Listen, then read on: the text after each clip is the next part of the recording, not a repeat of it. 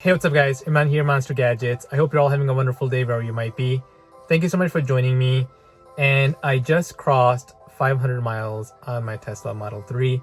And I thought I'll do a video to show you guys if I still love the car as much as I thought I would when I first bought it. So short answer is yes, I do. I absolutely love this car. But I also want to go over 5 things that I like and also 5 things that I dislike about the car. So let's go ahead and dive into it.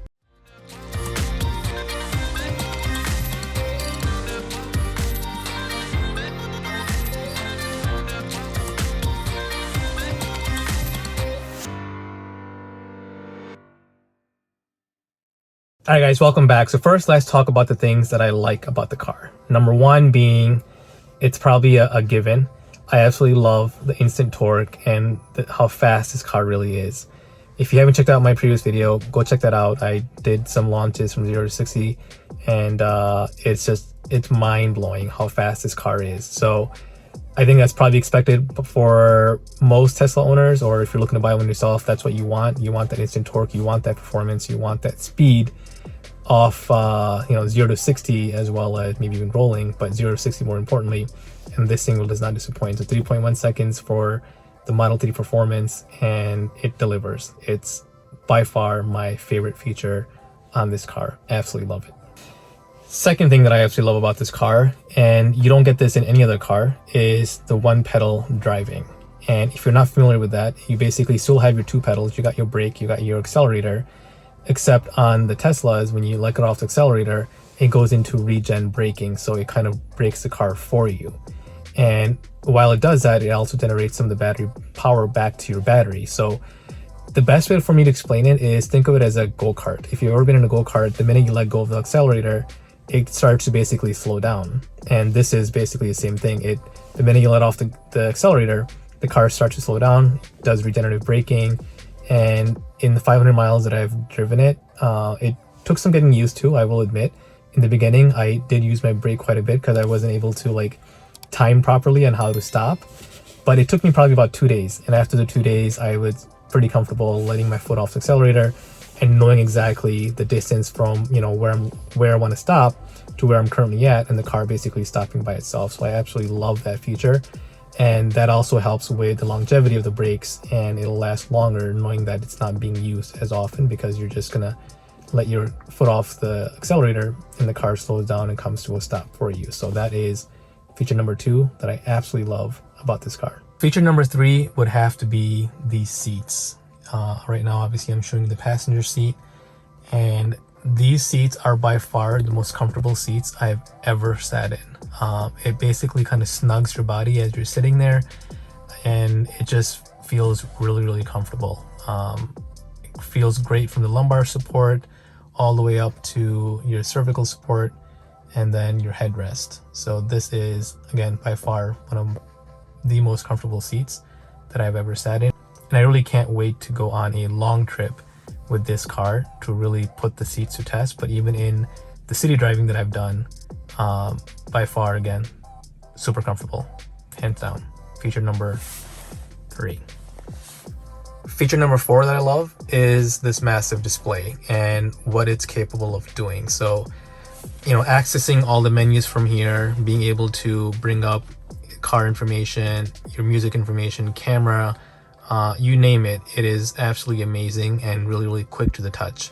So everything is pretty much, I would say 95%, if not more, of everything you do in the car is pretty much controlled from here. The only levers or buttons that you physically have are, of course, your stocks for your transmission, your turn signal, your buttons for your windows and your doors, and then you got your lights and your hazards, and that's about it. Those are the only buttons that are physically in the car. Other than that, you've got your display to do everything that you need to do for the car. And so this would be feature number 4, especially this is important, especially the responsiveness of how the screen works, because I've seen other cars with bigger displays or similar size displays, but their functionality and the response time is a bit laggy. And in my opinion, that would be a terrible experience to have if you are zooming in, or you're trying to click on a button and you're just waiting for it to load up, where this, everything is pretty much instantly, it comes up. So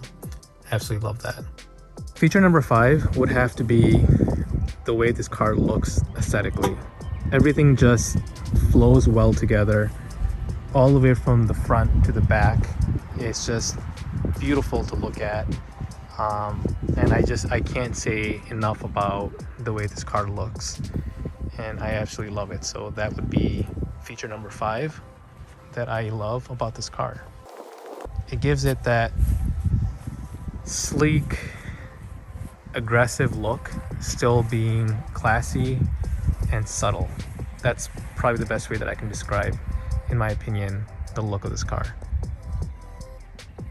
All right, now that we've talked about the 5 features I love about this car, let's talk about the 5 things I dislike about this car, or there's absolutely room for improvement from Tesla on what could be better in the Tesla Model 3. Starting off with number 1. So in 2021 models, Tesla now includes a power trunk. But what I don't understand, or again, there's an opportunity here, is to have a powered frunk as well. If you're not familiar with Tesla, you've got your frunk, which is of course in the front, opens up like that, which I just opened. And then you got your trunk that you can open up just like that. And you can also close. So if I hit close the trunk, it's gonna go ahead and close it. But for the frunk, that is still manual. There's no way for you to close the frunk unless you of course get out of the car, go to in the front and push down on it to go ahead and close it. So this, I believe, is one of the biggest drawbacks. I'm not sure why the front wasn't automated or powered, where you can go ahead and close it and open it, but the trunk certainly is.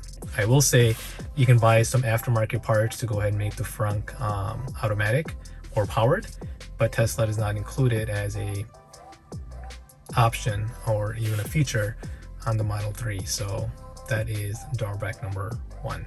You guys, let me know in the comment section below if you actually use the front yourself or not, and if you do you find it inconvenient to have to do it manually?